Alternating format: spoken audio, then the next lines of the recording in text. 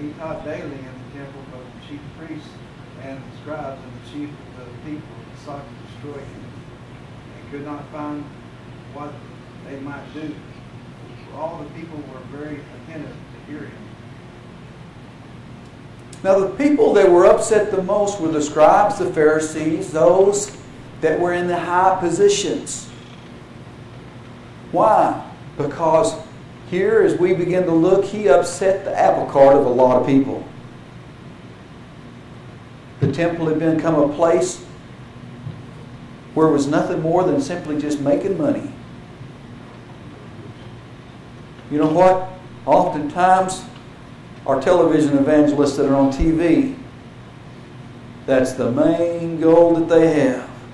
I made mention here not too long ago that we have a Bible that Sister Nancy got a hold of, which told me that a little widow woman in a house that we was looking at here a few months ago that we didn't get was heavily involved in taking what she could of her Social Security check and sending it to a TV evangelist so that they could enjoy the lavish lifestyles of Mercedes and jet airliners and mansions. And I wonder, as I begin to look at the systems that are in place today, oftentimes big churches with lots and lots of money coming through and lavish lifestyles, would Jesus come in with a whip again and begin to upset the tables? You know what? I think he might would. I think he might would.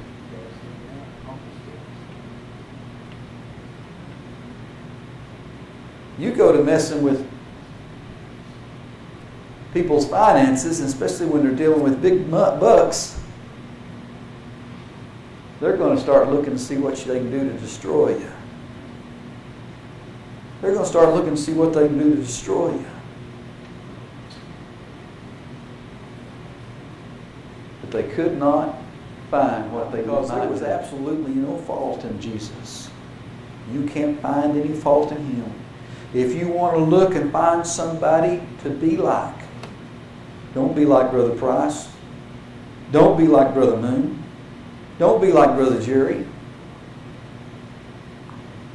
Pattern yourself after Jesus Christ. Let him be the chalk line of what you want to be. Why? Because if you pattern yourself after me,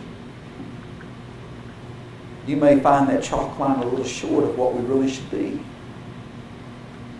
But if you'll pattern yourself after Jesus Christ, I want you to know you'll find you're probably never able quite to acquire it. But as long as you're hungry and you keep striving and you keep trying. Can we honestly sing that song, To Be Like Jesus? To be like Jesus? Is that really what we want to be like? Well, we can set our goals a lot lower and say, well, I'd just like to be like this pastor or that pastor.